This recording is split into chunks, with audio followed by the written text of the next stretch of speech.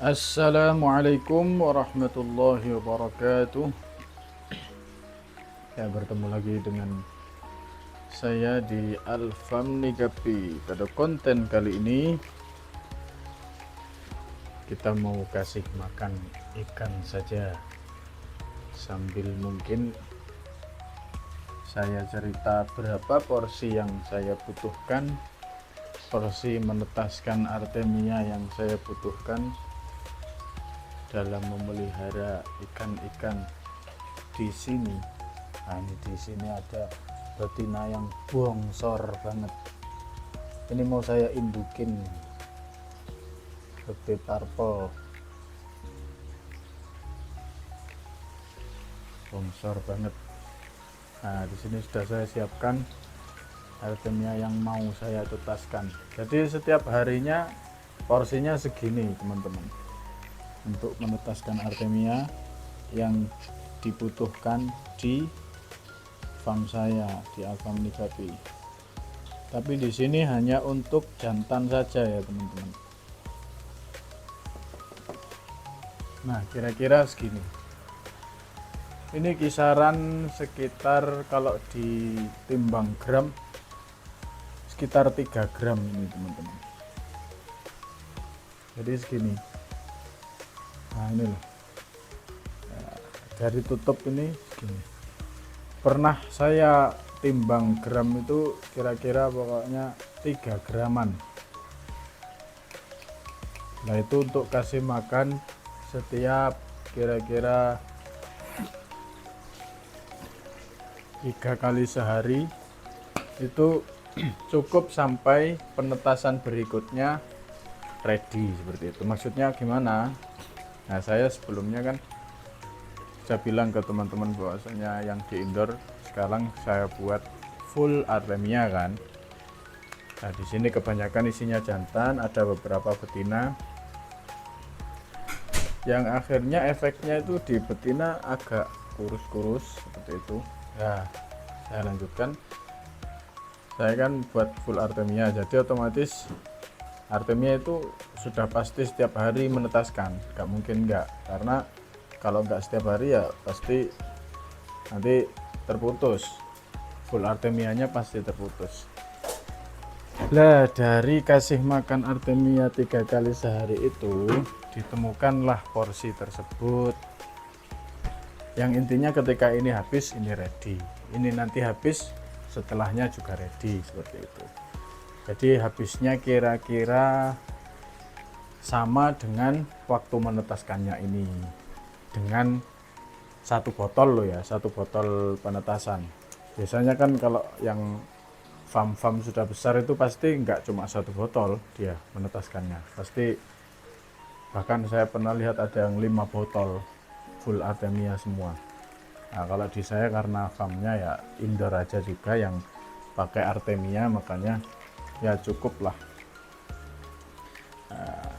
3 kali sehari porsinya mungkin teman-teman bisa lihat. Nah, ini dari 5 ekor jantan segini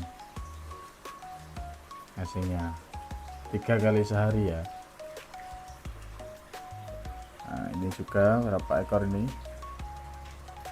1 2 3 4 5 6 7, ini 7 ekor, berarti agak dibanyakin dikit. Nah, segini ekor. Oke, perkiraannya ya dari banyaknya ikan di wadah, makin banyak ya kita kasihnya juga semakin banyak, seperti itu, teman-teman. Ini Black Moscow.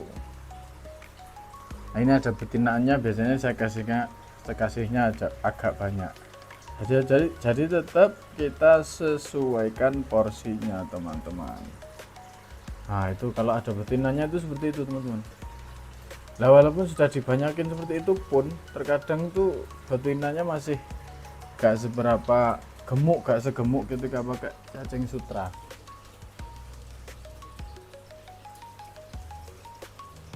Nah, ini kalau jantan-jantan semua segini cukup. Dan dengan banyaknya ikan seperti ini, ngasih artemianya segini cukup. Ini blonde tuxedo koi. red white ear ini. Nah ini teman-teman kemarin yang agak kurang sehat, alhamdulillahnya sudah pada sehat-sehat. Tapi kemarin sudah ada yang mati 2, yang intinya tapi yang lain gak ketular. Setelah saya sifon itu yang nggak kuat bertahan, yang 2 tersebut mati akhirnya. Ini yang lain sudah sehat-sehat. Kelihatan dari mana sehat-sehat? Dorsalnya sudah diangkat dan earnya sudah nggak ada yang kuncup. Kemarin sempat ada yang kuncup juga earnya. Berenangnya juga gedek.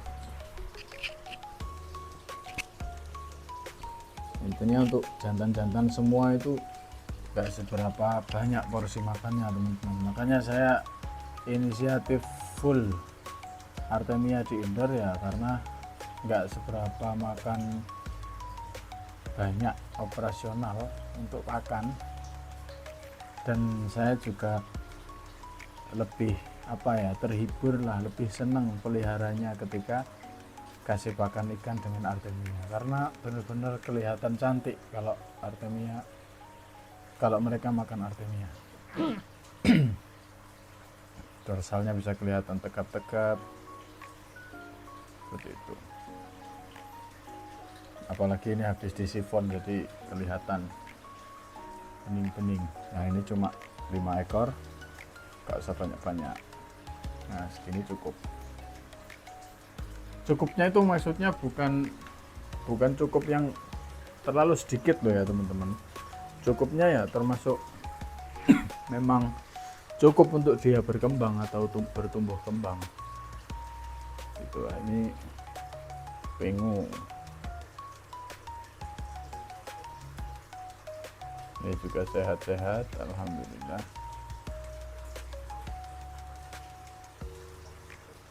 Nah, sudah pada nunggu semua ini sebenarnya ya kan, ikannya pada ke depan, pada ke kaca. Ini juga pada di kaca. Ini enggak seberapa ini ya, ini sudah di kaca. Memang kayak gitu sih, kalau ada majikannya datang itu selalu dia ke depan nungguin dikasih makan. Terus penampakannya ketika dikasih makan, jadi lebih nyenengin banget ketika ikan itu dikasih Artemia teman-teman.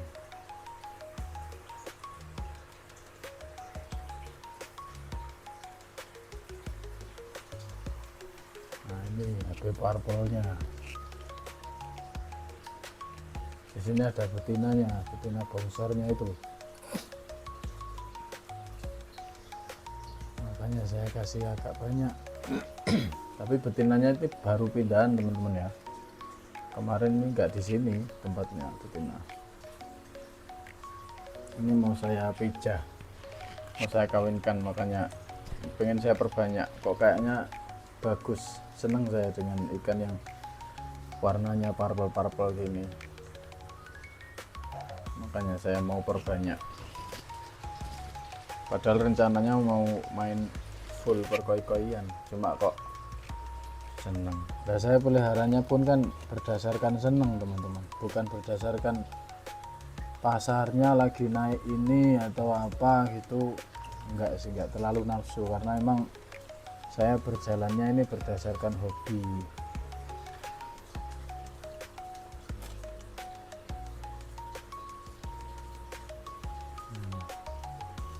Bagus kan teman-teman.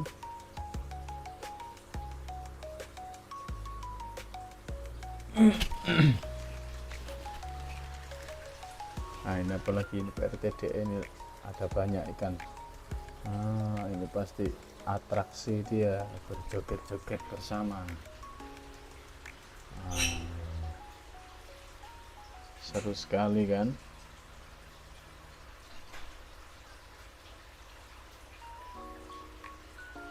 Nah inilah senangnya ketika kasih makannya pakai Artemia teman-teman. Lebih-lebih karena jantan semua juga, jadi gak seberapa banyak ngabisin artemia. Nah ini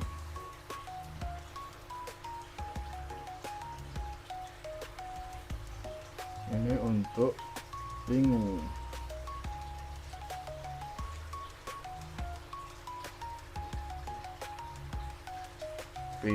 normal usia 2 bulanan ini.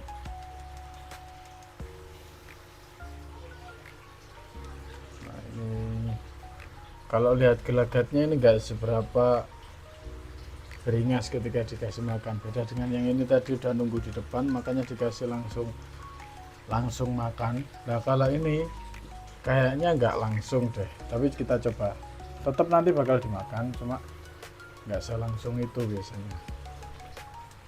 Oh kan, bener kan? Yang ini masih jalan-jalan, yang ini masih jalan-jalan. Nah itu sebagian sudah ada yang makan. Ini jenis sky blue atau topaz.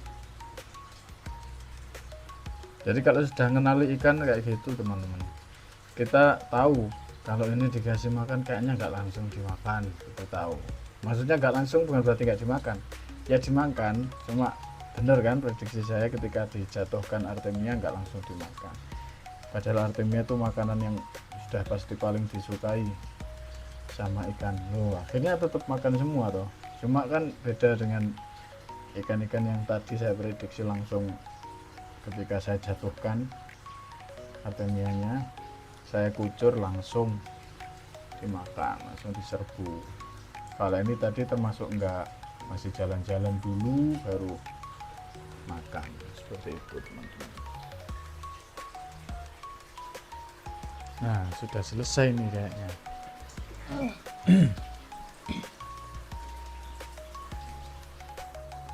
Nah ini mengikuti requestan teman-teman, barangkali teman-teman bisa lihat saya di kaca itu pakai kopiah, karena kemarin ada yang komen kopiahnya mana Ustadz. Siap. Jadi baru saya buat video ini. Sebenarnya saya memang apa ya, sregep pakai kopiah, hanya bahkan hanya kadang-kadang sekali saya nggak pakai kopiah, itu hanya kadang-kadang sekali. Seringnya saya pakai kopiah. Nah, di samping karena profesi saya juga biasanya azan dan ngimami dan ngajar ngaji juga biasanya, jadi ya menjadi hal yang biasa pokoknya kalau pakai kopiah.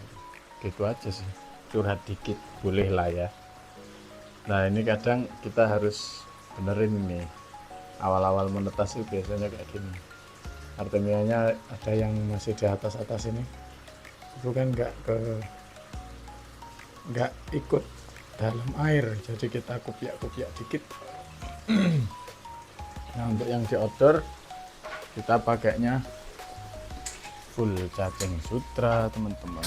Cuma sebelum kita kasih makan kita lihat-lihat dulu ya, apalagi kemarin habis kita bersihkan beberapa tempat.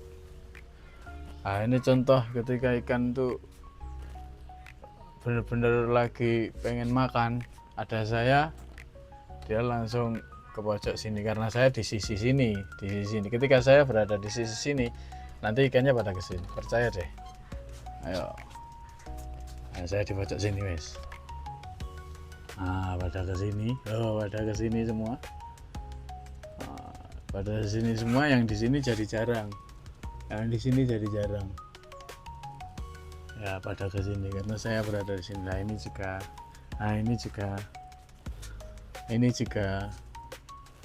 Nah, ikan-ikan yang seperti itu sudah pasti ketika dikasih makan langsung. Nah ini langsung ke sini, yang di pojok sana nggak ada. Alhamdulillah terpantau sehat-sehat teman-teman. Ini pakannya masih ada, makanya dia tetap di sana. Tuh kan, pakannya masih ada tuh.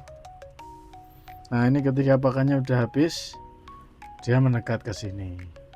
Beda ya. Jadi yang di sini dia gak kesini, gak pada kesini, karena berarti dia gak selapar itu. Dan ketika saya kasih tambahan cacing sutra ya pasti gak seberingas itu untuk makan. Nah ini langsung pada kesini. Ini termasuk di sini kan lebih dekat ke kita di sini.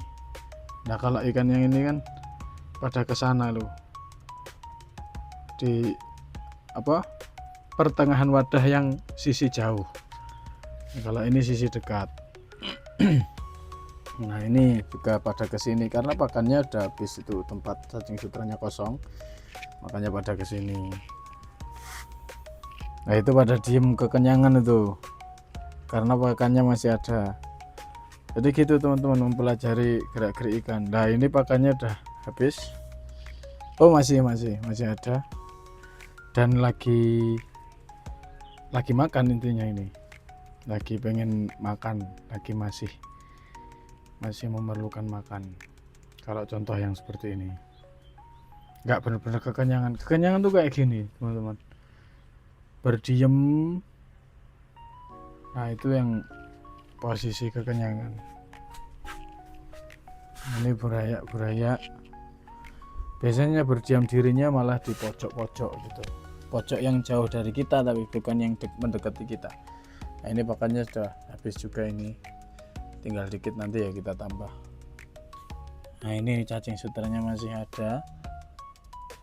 Masih ada, otomatis dia menjauh. Ini enggak seberapa kelihatan di sana ikannya. Ini cacing sutranya udah habis. Nah ini dia minta ini. Oh kan pada mendekat gini kan, udah minta. Nah bahkan ikan sekecil buraya ini pun sudah bisa minta teman-teman, kalau kita tahu. Nah ini juga udah minta, ini udah mendekat ke kita semua ini. Kalau kita kasih jari udah pasti dimakan teman-teman. Wah ini ada satu yang kena sisik nanas ini teman-teman. Kalau lihat gembungnya perut ini sudah pasti sisik nanas nih, bukan hamil nih. Apa hamil ya?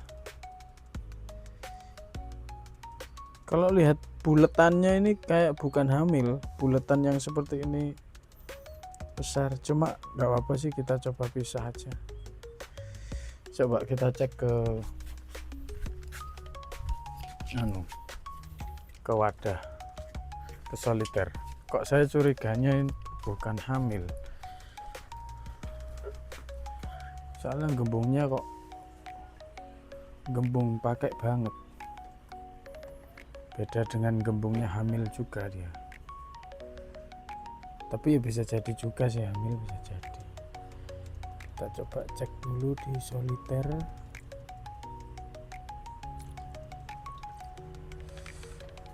Soalnya saya tahu kalau gembungnya hamil itu gimana.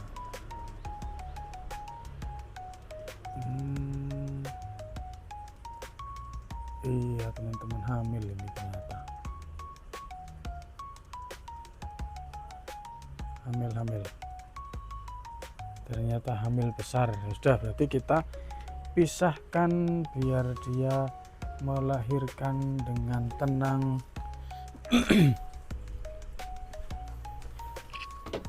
Kita ambil wadah, kita kasih air baru biar cepat beranaknya. Kita taruh saja di sini.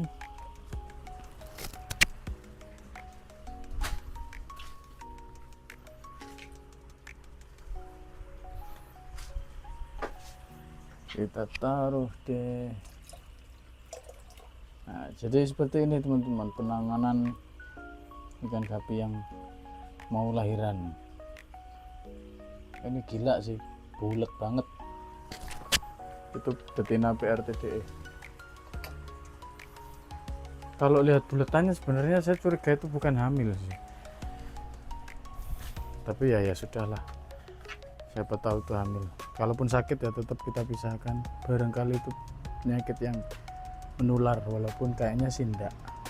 Nah kalau lihat teman-temannya itu loh, nggak ada yang seperti itu, nggak ada yang hamil sebesar itu, padahal ini kan barengan-barengannya, makanya saya curiga itu bukan hamil.